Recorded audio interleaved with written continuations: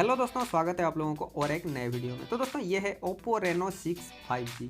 इस स्मार्टफोन का अनबॉक्सिंग मैंने पहले ही कर दिया है। अगर आपने देखा नहीं है तो डिस्क्रिप्शन में उसका लिंक दिया हुआ है, जाके देख सकते हैं। तो दोस्तों इस वीडियो में मैं इसका कैमरा का कुछ सैंपल दिखाने वाला हूँ, जिससे आपको आइडिया लग जाएगा कि इसका कैमरा क्वालिटी कैसा है। इस स्मार्टफोन में रियर साइड में ट्रिपल कैमरा सेटअप मिलता है, जिसमें आपको मेन कैमरा 64 मेगापिक्सल का, उसके बाद 8 मेगापिक्सल का अल्ट्रा वाइड और 2 मेगापिक्सल का मोनो कैमरा मिलता है, और फ्रंट में सेल्फी के लिए 32 मेगापिक्सल का कैमरा दिया हुआ है। तो दोस्तों इस वीडियो में रेनो 6 5G का रियर कैमरा और फ्रंट कैमरा का कुछ फोटो और वीडियो सैंपल देखने वाले हैं। तो दोस्तों वीडियो को एंड तक जरूर देखिए। अगर आप नए हो तो इस चैनल को सब्सक्राइब कर लेना। तो वीडियो शुरू करते हैं।